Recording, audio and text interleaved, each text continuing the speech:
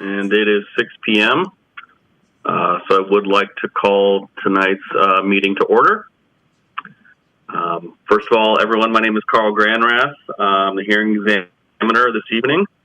Guess first I want to apologize for my remote connection, but thank staff for their ability to get me connected and for us to still conduct tonight's hearing.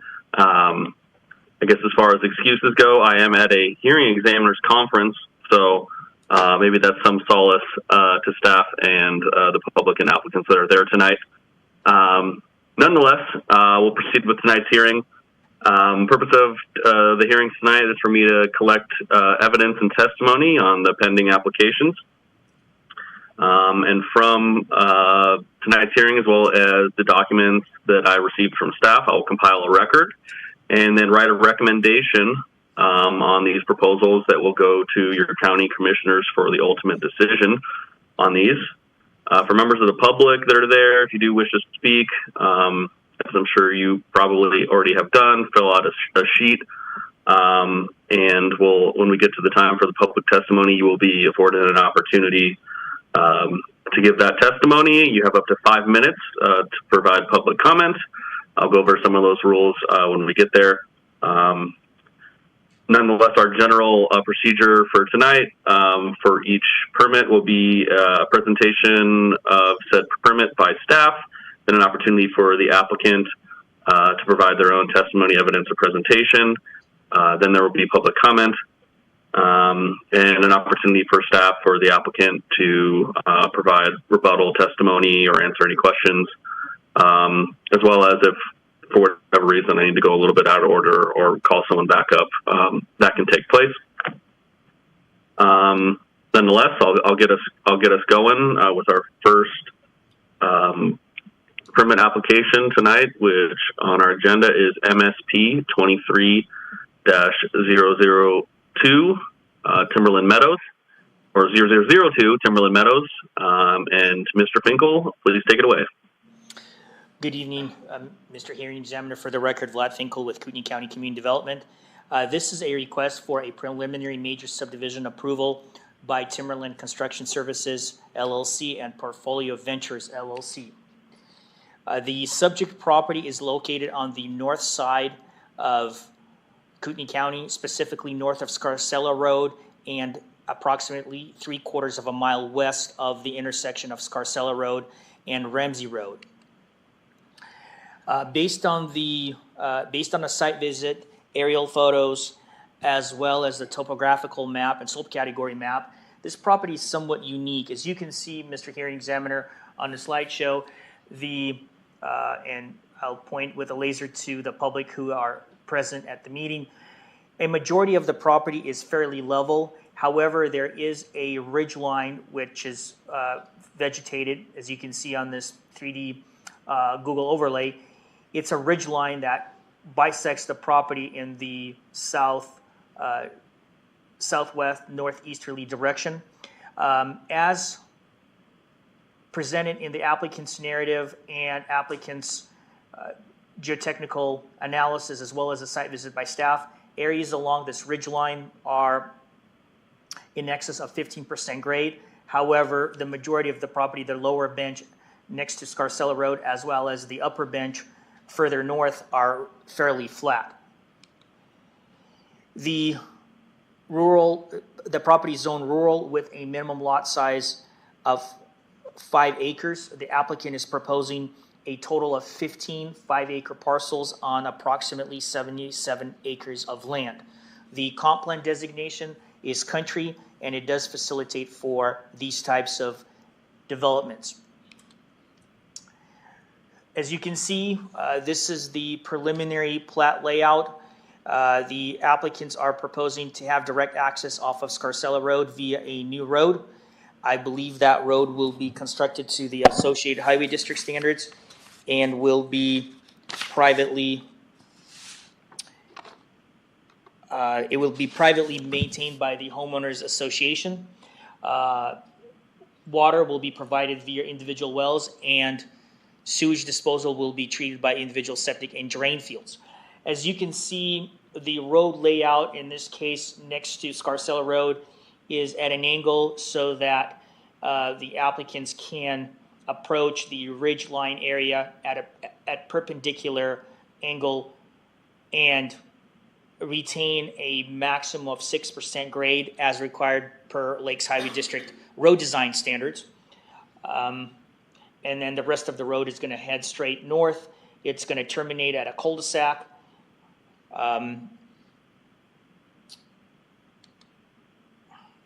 The property is located over the Rethram Prairie Aquifer. The applicant did submit a ground quantity water report, which addresses the minimum requirements to determine whether or not there is going to be sufficient flow rate for the proposed subdivision. As you may know, the minimum requirements are a 5 gallons per minute flow for a period of 4 hours, and with a minimum of 1,500 gallons per day per well. The applicant's geologist had made that conclusion, and we don't find there to be an issue since the property is over the aquifer. As you can see, these are a couple of photos of the property in question. This is the ridgeline area that has slopes exceeding 15% grade. One of the things that I did want to talk about before I get into the agency comments is the applicant submitted a geotechnical evaluation. It's somewhat unique because the engineer of record provided some of his assessment, some of his professional assessment on the buildability analysis for the interior road as well as future residences on site based on his visual observations. He did not do any excavations or subsurface exploratory work, and he does state in his geotechnical conclusion that he would recommend having the applicant retain a geotechnical engineer for the construction of the road, as well as for any residences that will be constructed in close proximity to the ridgeline. We have that as a condition of approval for site disturbance to have the applicant submit a comprehensive geotechnical analysis for the road construction, as well as any future homeowners that will build adjacent to the ridgeline will have to have a site-specific geotechnical analysis submitted as part of the building permit application. As I recall, the Kootenai County building official had the same comments for future residences. As we move forward with the public agencies, we did not receive any comments that were out of the ordinary. All the agencies were on board. The applicant would have to comply with building permit requirements. They would have to construct the interior road and the approach intersecting with Scarcella Road to associate highway district standards and enter into a road development agreement.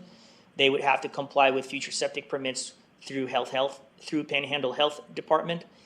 Northern Lakes had requirements for access street signs as well. The school district was neutral to the matter. The sheriff, the Kootenai County Sheriff, did express some concerns. They were just general concerns that they provide for all types of applications with their ability to provide service to the community, and they did also raise some concerns with the potential increase in traffic. However, those concerns were not raised by the highway district official. EMS approved the project. Idaho Department of Fish and Game recommended wildlife-friendly language in the CCNRs, and Department of Water Resources stated that there is a water right associated with the property in question. Through the public comment period, we received only 2 comments, one in support and one in opposition. Staff analysis, we believe that the proposed project and the density associated with it is consistent with the most recent applications that were approved just south of Scarcella Road, one of which was Humbird Acres and the second was Timberland Ranch. Both projects consist of 5-acre lots. They range between 14 to 16 lots in each subdivision. They were recently approved within, I believe, within the last couple of years. One of them has been fully constructed and the other one, I believe, is currently under construction. Therefore, we don't find there to be a compatibility issue or any negative environmental impacts that cannot be mitigated through conditions of approval set forth in the staff report that you received. We require that, or we recommend that the applicant comply with all the agency requirements and construct the shared infrastructure improvements, either prior to final plat submittal, or bond for it accordingly through the final plat process. I stand for any questions that you have for me at this time. Okay, thank you, Mr. Finkel, and thanks for your thorough analysis in the staff report as well. I guess just one thing that's a little bit out of bounds. The sheriff's department comments, I guess, curious if you could expand on a little bit. I'm not sure I've seen that comment from them before. So, and just to be clear, they're not asking for any specific impact fees or anything like that, right? I'm sorry, we are having echoing. Can you, which state or which local agency? The sheriff's department. No, they're not asking for any impact fees. Like I said, they are just, the comments that they provide are very general in nature, and I believe it's the same comments that we receive for all types of application, whether it's a subdivision, a conditional use permit, or a zone change. They're just expressing the unprecedented growth that the community has experienced over the course of last decade, and their ability to provide the level of service that the community is seeking. Okay, but overall they weren't opposed to the project on those grounds, just kind of expressing the same general concerns that they have? No. Okay. Thanks. I have no more questions for you at this time, Mr. Finkel. Thank you. The applicant now has up to 30 minutes for their presentation.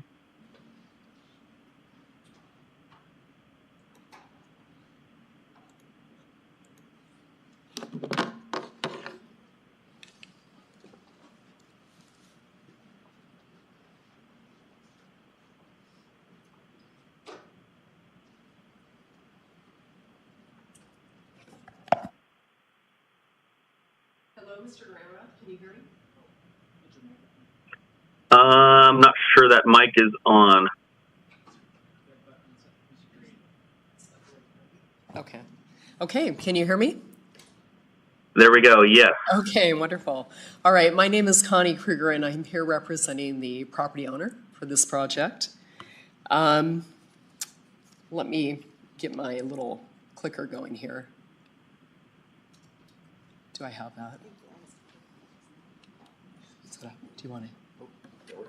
Okay. All right.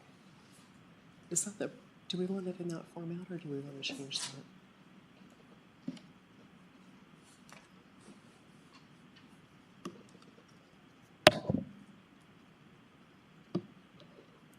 There we go. Okay. All right. That helps me. Okay. So again, my name is Connie Kruger. I'm here tonight representing the owners of the property. And I actually have one of the owners here tonight with me, and that is Brandon Garnam. So if there are any questions relevant that he will need to respond to, he can respond to those also. So just a couple of key items with our project. The property is zoned with rural zoning.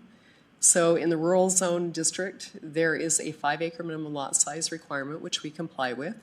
And as to land uses, single-family residential is a use of right within that zone district.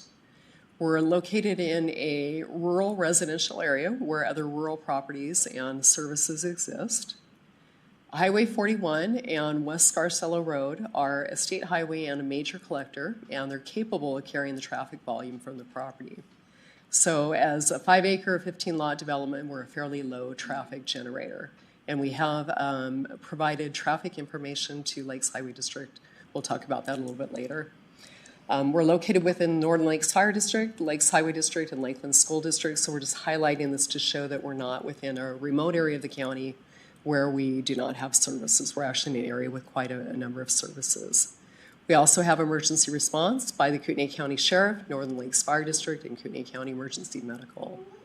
We've worked quite a bit on this project in advance of making the application with Lakes Highway District. And we have a project on the south side of the road, which is called Timberland Ranch. And so we've worked to coordinate with both projects, turn lanes and approach locations out onto Scarcello Road.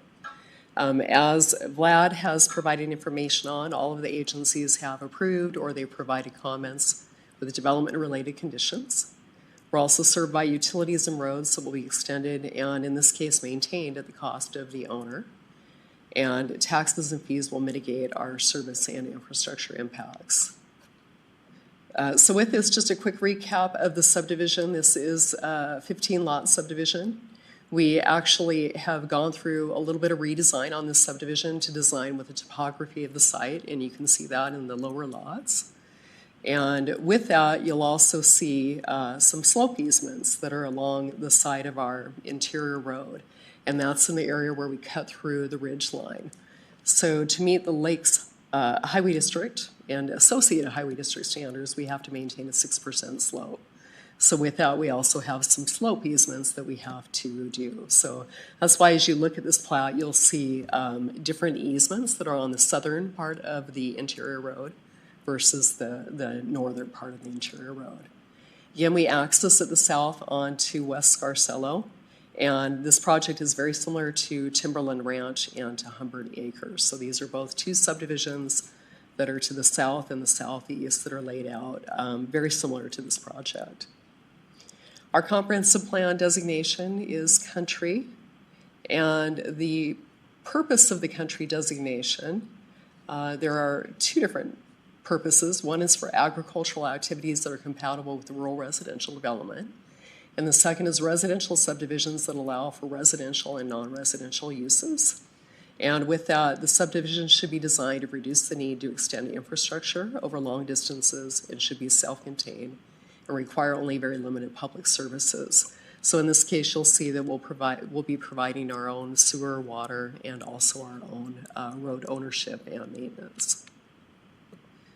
We are located in the rural zoning district, and with that, the purpose of the rural zoning district is for land that has been found to be suitable for rural residential uses and uses related to agricultural pursuits. So again, we're consistent with the proposed zoning. And here you can see that our lots range from 5 to 7.525 acres, and the setbacks that we'll adhere to. This just shows you the surrounding zoning. So we're in an area with rural zoning to the north, east, south, and the west of us. And as to surrounding land use, we have rural residential development to the north, east, and to the south, and rural residential and farming to the west. We've talked a little about the topography of the site. Again, this is a pretty gently sloped site. The terrain or the slope of the property does pick up a little bit on the north end, and you can see that here with the topography lines. And then also you can see the ridge line that runs through perpendicular at an angle near the south end of the property. We do not have any wetlands, riparian areas, no floodplains, and the soils are not hydric soils. So these are pretty well-drained soils in this area. For transportation, in the upper right, we have an excerpt from the Lakes Highway District Transportation Plan, and this shows you Scarcello Road and its designation as a major collector road. So you can see that Scarcello accesses right out onto State Highway 41 and also accesses to the east onto Ramsey Road, which is another major collector. We've talked a little bit about the private road within. This will be constructed to the Associated Highway District Rural Local Access Standard. And down in the lower right, you can see what that roadway section will look like. It will be 24 feet wide, and we'll have 2-foot shoulders on either side. And in some areas, we'll have some stormwater features also. We also will be designing turn lanes and approaches out onto West Scarcello. As I mentioned earlier, we've coordinated with Timberland Ranch to the south, and we have done all of that work with lots and lots of discussion with our traffic engineer and Lakes Highway District. With this subdivision, we also will have a road maintenance agreement.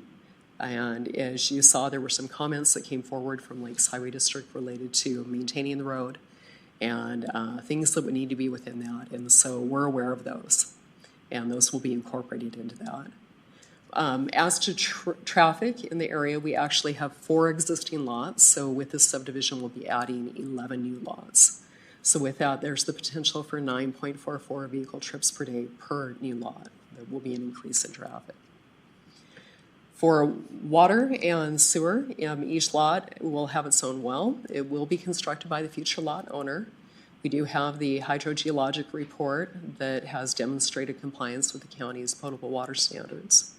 We'll have fire response by Northern Lakes Fire District. And because of the size of the lots and the ability to site wells within each lot, we will not need any type of well easements on any of the adjacent lots. Similar to that with sewer, each lot will have its own septic tank and drain field. That also will be constructed by the future lot owner. This is located over the aquifer, so Panhandle Health District does not require any test holes for that. But again, because of the soils and the size of the lots, we will not need any septic easements on any of the adjacent lots. So with that, here's just a quick little recap of the agency comments. So Vlad went over all of these, but basically everyone has provided comments with either approving the development or with development-related conditions, and then the comment letter from the Kootenai County Sheriff. And the property owner has reviewed the staff report and has reviewed the agency letters and is in agreement with those. And so with that, we're requesting approval with the staff recommended conditions of approval.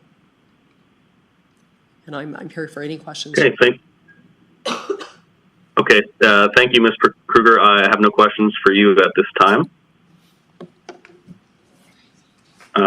I would like to then move us to the public testimony component of tonight's hearing. Normally I have my list of everyone who's signed in, but generally I'd like to start with the people who are there present, and then we can move to anyone who's on Zoom who wishes to comment. So if someone there from staff can facilitate those who signed up and wish to speak and send them on up to the podium. Will do. Ben Tarbutton here for the record. Thank you, Mr. Hearing Examiner. First up, we have, of course, Connie Kruger, the applicant's representative. She wishes to speak. I don't know that she needs anything more at this moment. Next up, we have Brandon Gardam in favor, may wish to speak. He said he's okay. Next up, we have Lauren Scarcello, who is marked neutral and wishes to speak. All right. So, my name is Lawrence Scarcello. I reside at 22389 North Kevin Road, Rathdrum. 3 minutes is not a lot of time. It's not my intent to irritate my neighbors. We kind of pride ourselves on getting along. Brandon's a good guy. I don't begrudge him making a living. I understand the 5-acre rule. One could say it's a zoning issue. One could say it's a density issue. In reality, it's a water issue, which is what brought on the 5-acre rule to start with. This brings 15 new wells to the east of me, with other developments that border me. I've got 50 new wells in the pipeline here. We have several wells that we depend on for domestic stock and irrigation. What is my recourse if my wells should falter? I'm familiar with IDWR. I serve on no less than 3 boards that have to do with water, the Aquifer Board being one of them. I regularly sit next to a retired IDWR person, and I regularly sit next to a active Idaho Department of Water person. So I know my recourse. I know Idaho water law, which is first in time, first in line. I also have a golf course and condominiums to the west of me. My concern is water. I've got generational knowledge of wells in our area, and historically, I truly hope these people find adequate water. I really do, because if they have adequate water, then I should have adequate water. That being said, there have been a number of dry wells drilled on Scarcello Road, and some that have been developed at great expense with marginal results. Again, my concern is water. I don't know how to make that any more clear. Again, I have a question for the board, and I realize you will have no answer for me, but what is my recourse if my wells fail? Any question to me, you can reach me at 661-6090. Don't know what else to tell you other than that. Are we golden? Okay. Very good. Thank you. Yeah. Thank you for your comments, sir. Yeah, thank you for the opportunity to speak, by the way. Absolutely. And again, I write a recommendation based upon your county code, and this will go before your county commissioners for decision. So I encourage you to continue to voice your concerns to them. And again, thank you for your comments. Mr. Starbutton, who's up next? Yes, next up we have Steve Horton, who did not say whether he was neutral, in favor, or opposed, but may wish to speak. I'm good, thank you. He's okay, he doesn't need to speak, he says. Are you in favor, neutral, or opposed?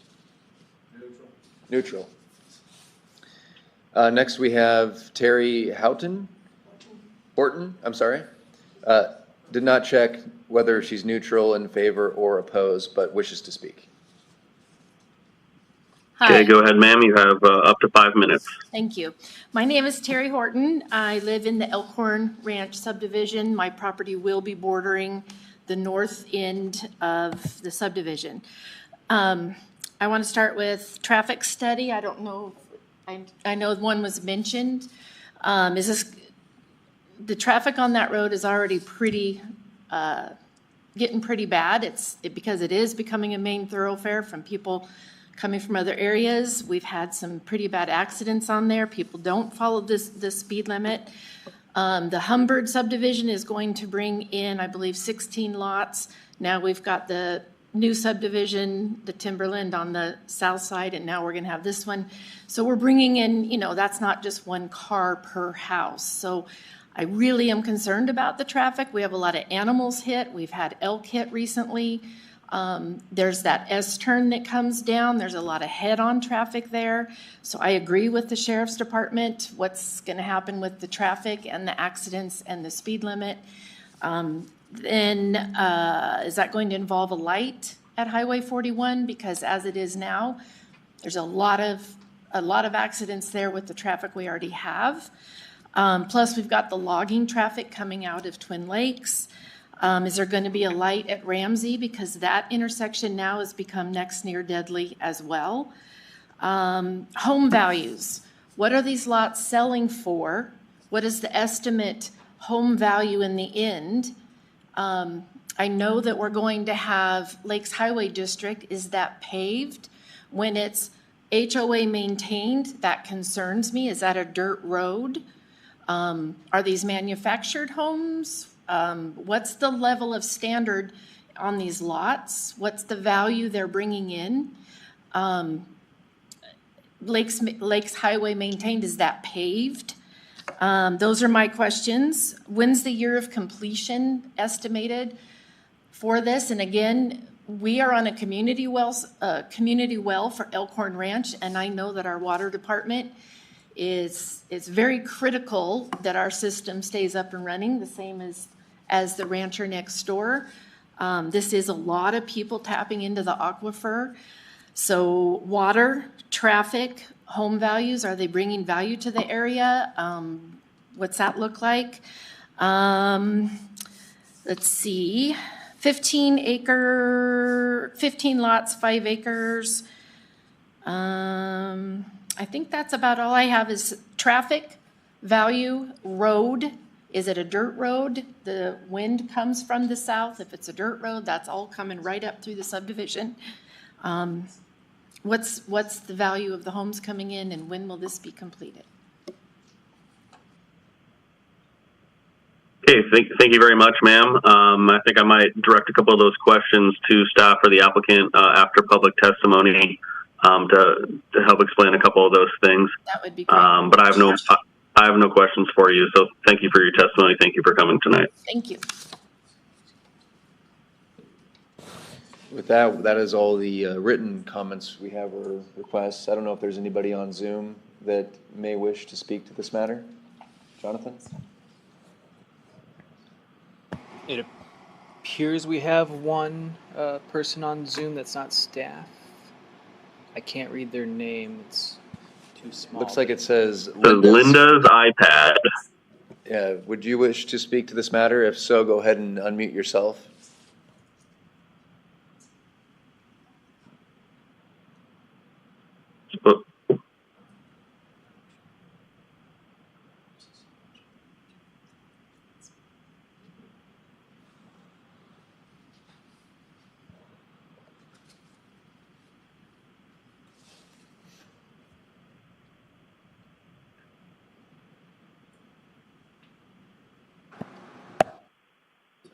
Linda, I believe you are still muted.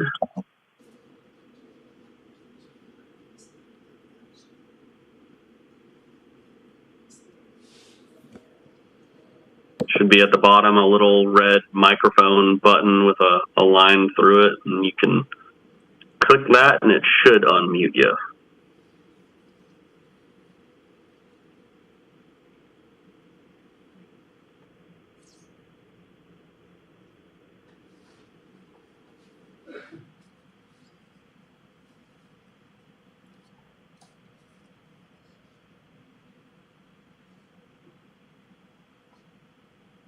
All right, well, we can give her a second to see if she can get herself unmuted.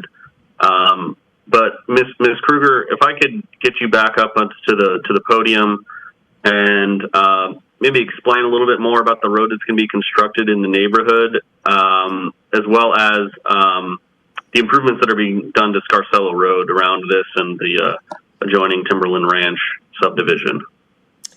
Sure. So the road that will be constructed, and let me see, I might actually be able to pull it up here. So in the lower right is what is called a typical section. So this is the typical section for the road. The associated highway districts have adopted a road standard for rural roads. And if you take a look at this, and I know it's hard for people to see because a lot of the writing is really tiny, but this is actually a paved road section. And it's, if you take a look below it, it actually shows you the ballast section and kind of the structural section of the road. But it will be a 24-foot wide paved road going into the property. This owner is actually choosing to keep this as a private road, but it is being built to that public road standard. That's basically how the county code reads. If you do construct a private road, you will build it to a public road standard. And so we use the Associated Highway District standard for that. As far as I mentioned earlier, the design of the subdivision. And if we go back and take a little bit of a look at this, and give me 1 second, it might take me a minute to get here. We worked for quite a while with Lakes Highway District, as I mentioned already, on these approach locations. And the reason that you see the approach location not at the center of the property, but you see it off to the east somewhat, is because of the curve in the road that is off to the west on West Scarcello Road. So the Highway District was taking into consideration the speed, the design speed of Scarcello Road, and also traffic volumes on Scarcello Road. And so with that, they asked us to locate it in the location that you see here. And then also, as you saw in the letter, we will have a requirement to have some turn lanes within that area. And as to traffic volume, getting back to the status of the road, this is a major collector road. So major collector roads are designed to carry a certain volume of traffic. So with the development, the local highway districts will look at the road that you're accessing onto and the traffic that you're generating, and they look at all of that when they're providing their comments on these projects. So we have the advanced coordination that we've done with them, but then also the additional conditions that they put on us of constructing the turn lanes. And these turn lanes will be provided for the Timberland Meadows to the north, and then also going into Timberland Ranch to the south. So Does that information provide what you were looking for? I believe so. Thank you. Okay, you bet. And Mr. Finkel, if you could just expand a little bit on the process by which the applicants submit well reports, and then the agencies that govern those aspects of this subdivision, how they're applied here. Okay. I guess you want me to recap how the county processes a preliminary application and what comments we get from jurisdictional agencies? Yes, let's start there, and I'll see if I have any follow-up questions for you. So, as part of the Kootenai County Land Use and Development Code under Chapter 6, which addresses the platting process, whether it's a minor or major subdivision, we require, as part of a complete application, a groundwater quantity report. There are two different standards for any platting process depending on the location of the property. If a parcel is located over the Rethram Prairie Aquifer, then the applicant's geologist is not required to do an in-depth comprehensive hydrogeological analysis. They will do a more, it will be an assessment of well logs in the area, and based on their expertise of the well logs in the area, they will make conclusions as to whether there is the potential to have the new wells on site produce a minimum of 5 gallons per minute flow rate for a period of 4 hours and a minimum of 1,500 gallons per day per lot. That is a requirement for those parcels that are over the aquifer. When the property is not over the aquifer, then the code states that they are required to do hydrogeological analysis, where they basically look at soil conditions and other hydrogeological features of the property to make a more definitive response or conclusion as to whether those wells can produce the minimum threshold required per our code. Now, in some instances, when we process applications that are not over the aquifer, the geologist may say that it is their, in their professional opinion, that based on the physical assessment of the hydrology and well logs in the area, that the likelihood of those wells may be low producing wells, which will not have a minimum of 5 gallons per minute flow. In that case, they, pursuant to our code, they're obligated to have a storage or a reservoir on site with water storage that would produce that level of water flow to a residence. And in those cases, we require either the geologist or the project engineer give us a conceptual calculation on the sizing of the reservoir that will serve each proposed lot. I don't know, typically Okay. it ranges between about 2,000 to 2,500 gallons per reservoir, but it depends obviously on the conditions of the site and its location. Okay, so these are all over the aquifer, and let's say the general position of IDWR is that the aquifer has ample water, and it's their jurisdictional authority to assess and determine that, right? I want to clarify one point. I don't think that is entirely correct. IDWR does not review individual wells. They only review wells that are either shared well or community wells for water rights. But when it comes to individual wells, it's my understanding, perhaps Ms. Kruger can clarify that, is they must be registered, but I don't believe there's anything beyond that that is done for water right assessment. When it's individual wells, and I did, one lot. Yeah, and I did see in the record that this property does have water rights for these homes, right? I think it was 15 or 16 that they had rights for. Is that correct? I believe there's a water right associated with this property, but I don't know the extent of the amount of water that can be drawn. And typically, as I stated, IDWR does not review or apply any conditions on wells that are going to be individually providing water, or that are going to be providing water to an individual lot. Okay. Who reviews each individual well location, or is that left up to the homeowner, or? Technically, we don't do any review through the subdivision process. Once the applicant applies for a building permit, then that obligation falls on them to provide water source for a future residence on site.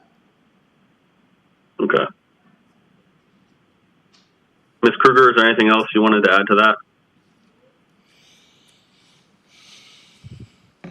Yes, I actually have the comment letter here from Idaho Department of Water Resources, and this is from June 21st, 2024. It says review of tax parcels, and it notes the 4 parcels that we have here. Showing ownership by Timberland Construction Services have 2 water rights. These water rights are for a total of 16 domestic uses, 8 homes per water right. So Idaho Department of Water Resources requirements have been met for this project. So that's the comment related to the comment from IDWR. Okay, So thank you. That will provide additional information on that. Okay, thank you. I do have one additional comment. Sure. The groundwater report that we prepared and provided is more of a hydrogeologic report. So if you review that, you will see that our geologists and engineers analyzed the underlying geology of the area, water flow. They looked at the varying aquifers that are in the area, and they also evaluated surrounding wells as well. So this is more than just a groundwater quantity report. And it actually, I think, does pass the standard for a hydrogeologic report. So just a little additional clarification on that. Great, thank you. Okay, let's see if Linda's iPad is able to connect, or I'm not sure if they were intending to comment on the second application. But we'll give you, if this is the application you wish to comment on, now is going to be the time. Well, I do see that they have covered their camera back up, so I suppose it's possible that they are here for the second application. Give it a couple seconds. Suppose if I do close out this hearing and they're able to connect later, I'll use my discretion to open the record back up and take their public comment. But again, looking from the hand gestures I saw before, maybe waving me away, that perhaps they're here for the second application.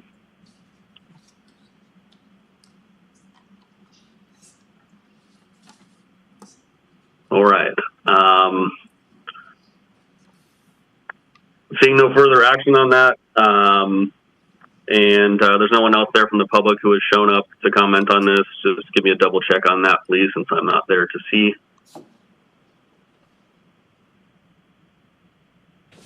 I think we're good here. Okay, 6:44 p.m. I'm going to close the public hearing for MSP 23-0002 Timberland Meadows. Thank you to the applicant and members of the public who came to comment. And 6:44 p.m. I will open the public meeting for Zone 24-0006. Mr. Finkel, go ahead, sir.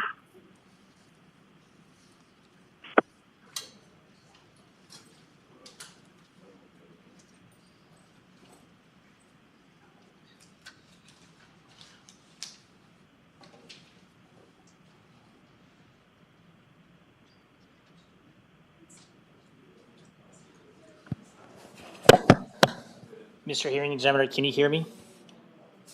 Yes, sir. Okay, I will proceed on this matter. This is a request by Venue Properties LLC to complete a zone change of 3 adjoining parcels of land. Just a second, we have people leaving the room. Give us a second. Sure.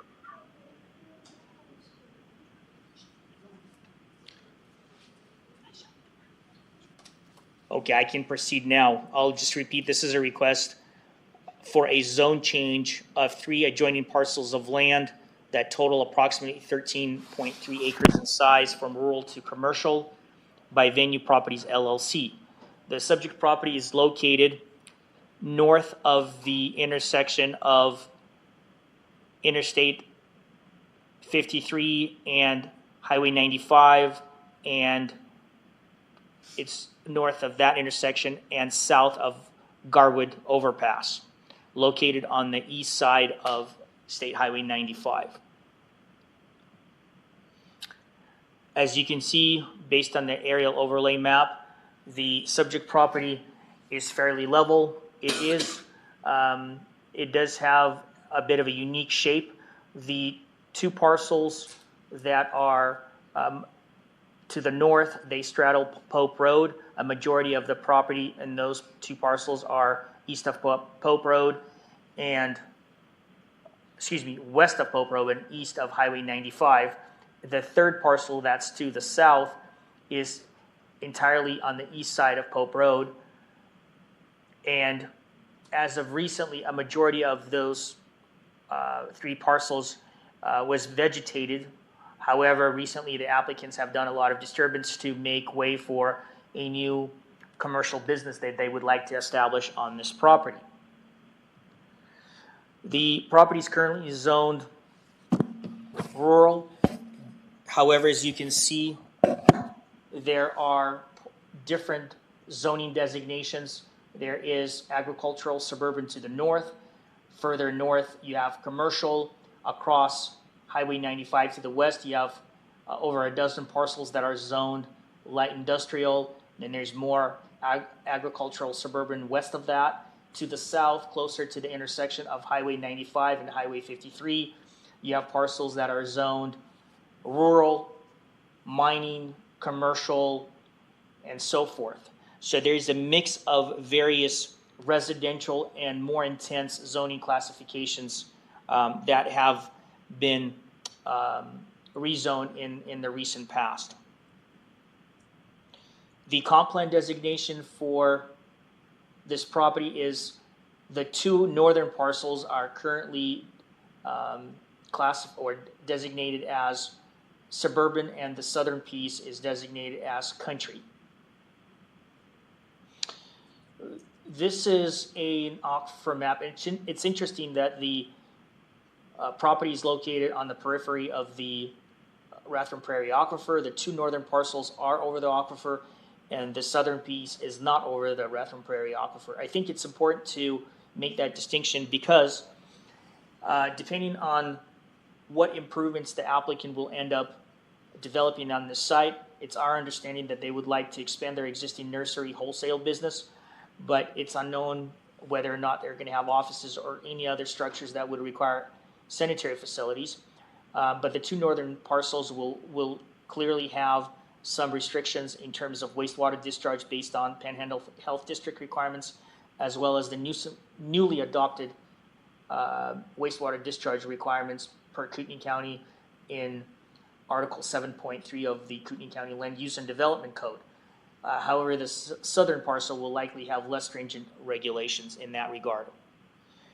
These are some of the photos of the property in question. Clearly, there's been some disturbance that the applicant has done recently. There's an access road to both sides of the property on each side of, on the west and east side of Pope Road.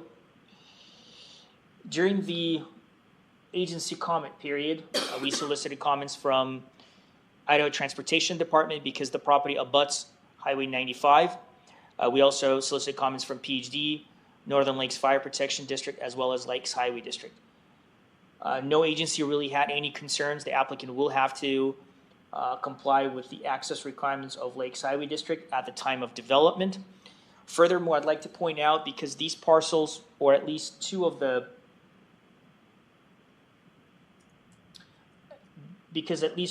parcels front a state highway, they will have to be evaluated for impacts, for traffic impacts and other impacts through a special notice permit pursuant to our commercial design standards. Any parcel that fronts a state highway, they must go through a special notice permit prior to development. However, the parcel that's east of Pope Road may not have to go through that process, and the reason I state that it's because it depends on the amount of vehicle trips that will be generated based on the future use. I believe the applicant did submit a preliminary trip generation analysis that states that the future trips will fall below the threshold of 50 trips per day to require a special notice permit. However, further review of that may be done at a later date when they apply for permits to develop that property.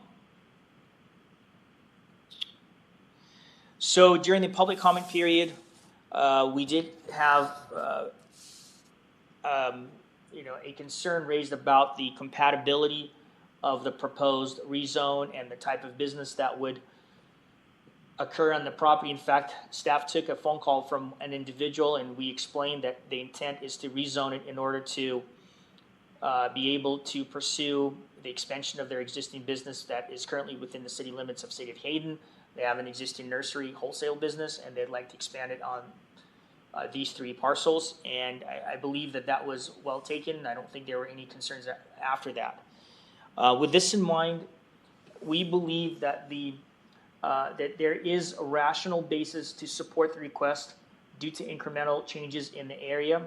While the adjoining parcels of land are zoned agricultural, suburban, and rural, the development in the surrounding area along Highway 95 has been rapidly transitioning to more intense zoning classifications and uses.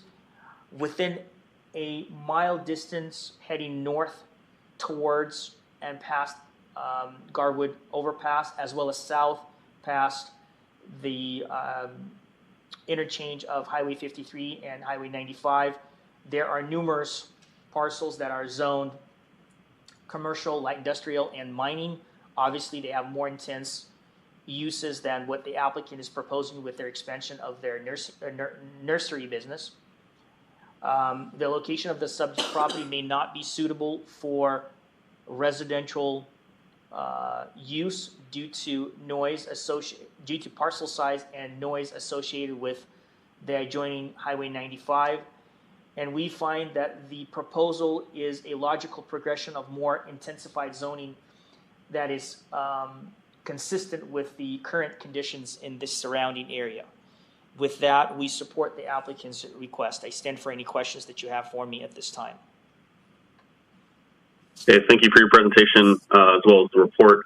Guys, just real quick, I meant to check this before the hearing started, but that the long, slender parcel on the south that's on the east side of Pope Road, do you know how large that one is?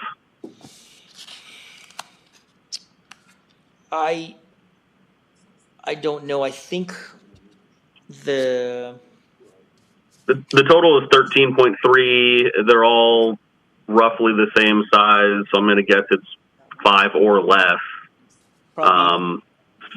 Somewhere around there. That would be a correct assessment.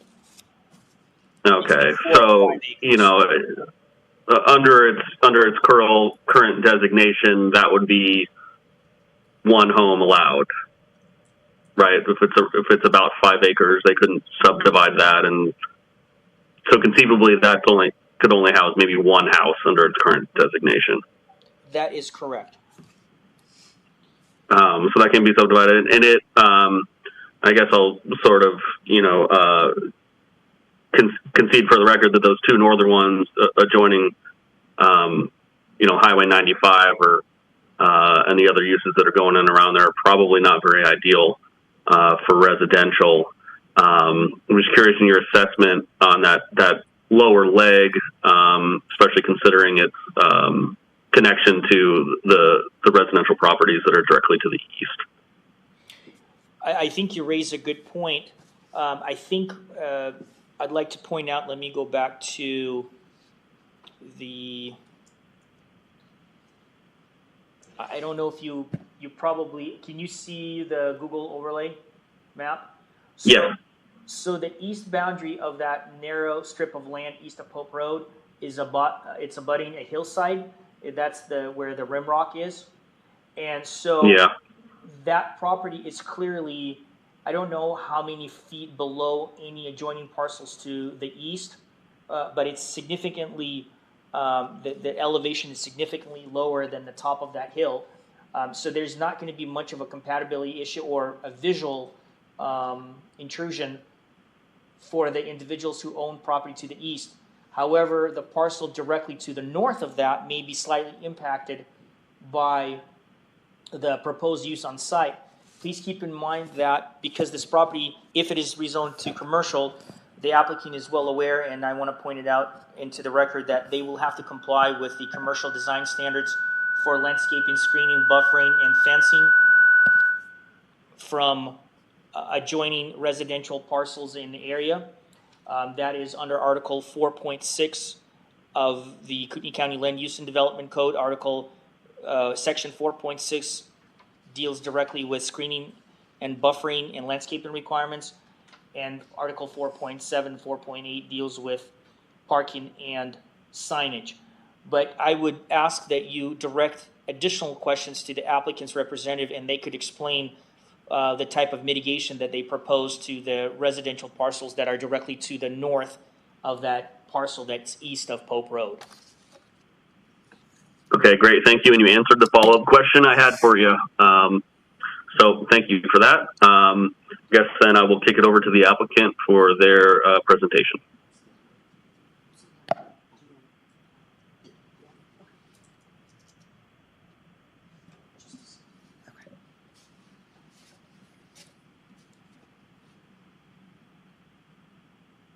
While he's getting that set up, I just wanted to address that sliver on the east side of Pope Road. That's about 7 acres, actually 7.9 acres. Okay, thank you for that. Yeah, you're welcome.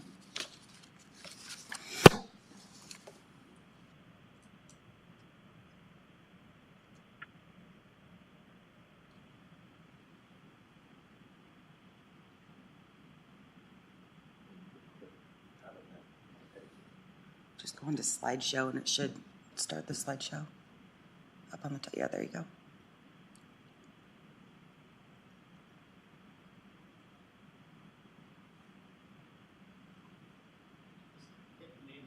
Yeah, it's that enable and edit yellow tool.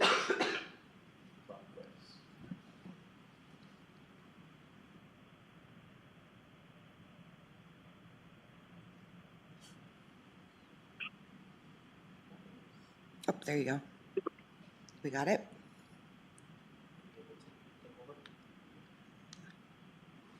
Yep.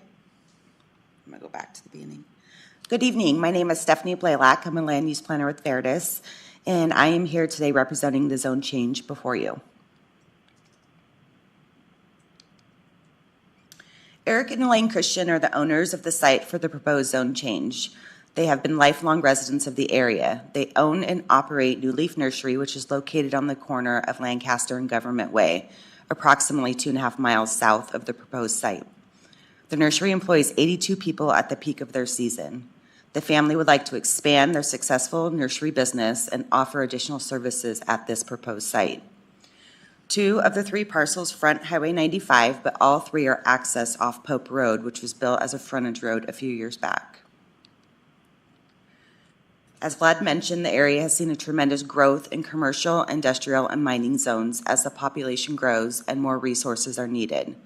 The proximity to Highway 95 makes these parcels fronting the highway a perfect fit for the commercial zone.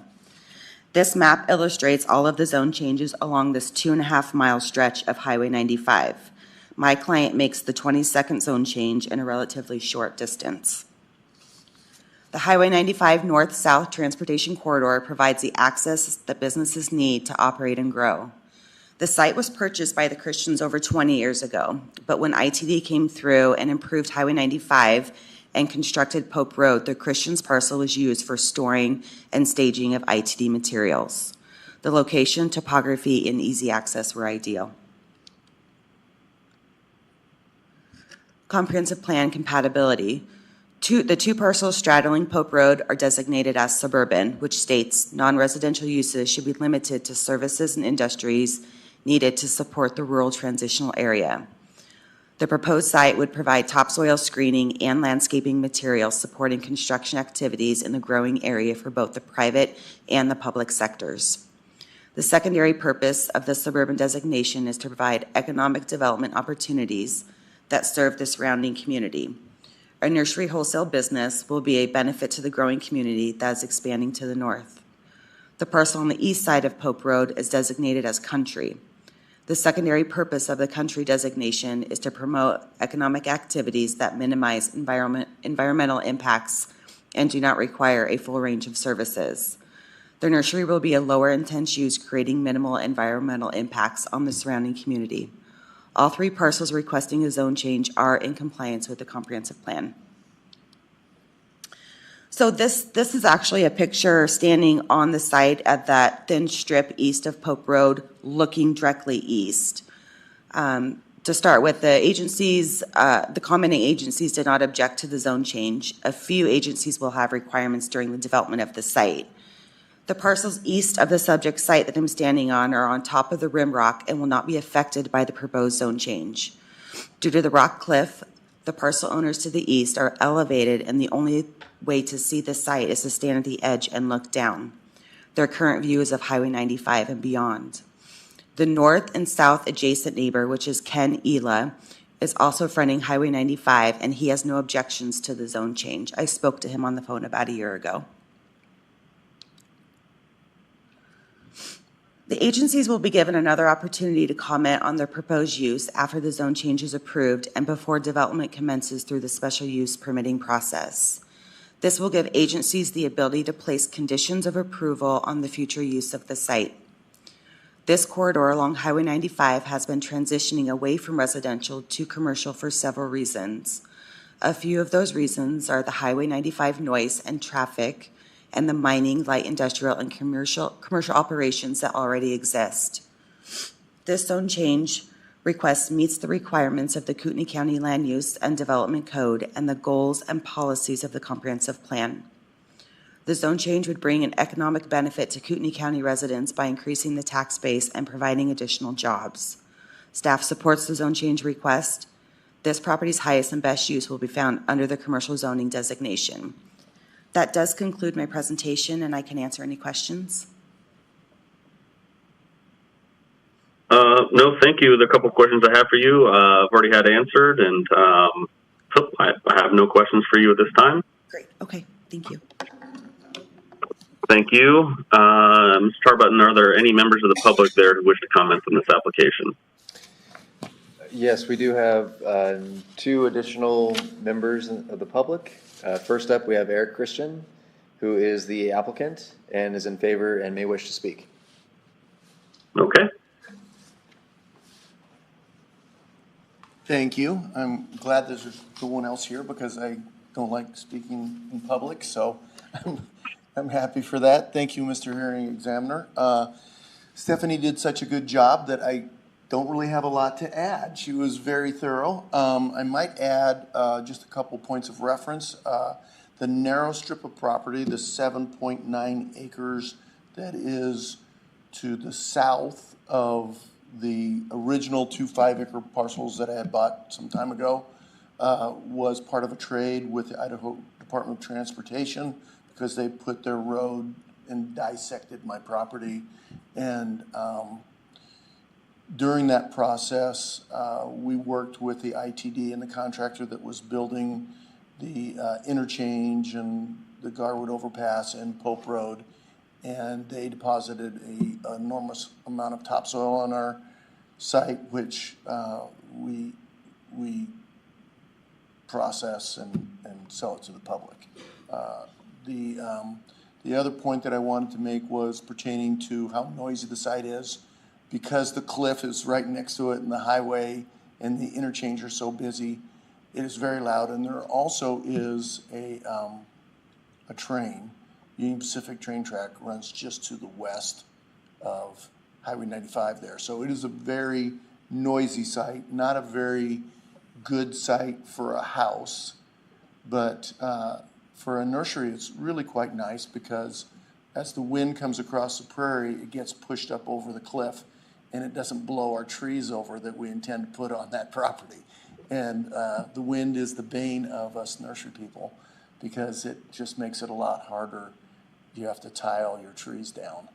And we did put a well on the property and we were fortunate enough to hit water. It appears that the iron content is much greater than the normal calcium content of the water that would be out of the aquifer, but it appears to be quite a good well, and iron is better for spraying on the trees. Calcium builds up on the leaves, and it's not quite so good, especially for bedding plants. And our future use will include, as we can afford it, to put greenhouses there. We do produce a lot of our bedding plants in flower baskets and trees and shrubs. So our nursery has grown quite a bit with the growth in the area. And I thank you for your thoughtful consideration. Okay, thank you very much, sir. Next up, we have Elaine Kristen, who is also the applicant, is in favor and may wish to speak. She's okay and does not need to. So that concludes everybody here in attendance. I don't know if there's anybody else on Zoom. It sounds like there isn't. So I think that's it for us. Okay, I have no more questions. I think I have enough information on which to base my recommendations.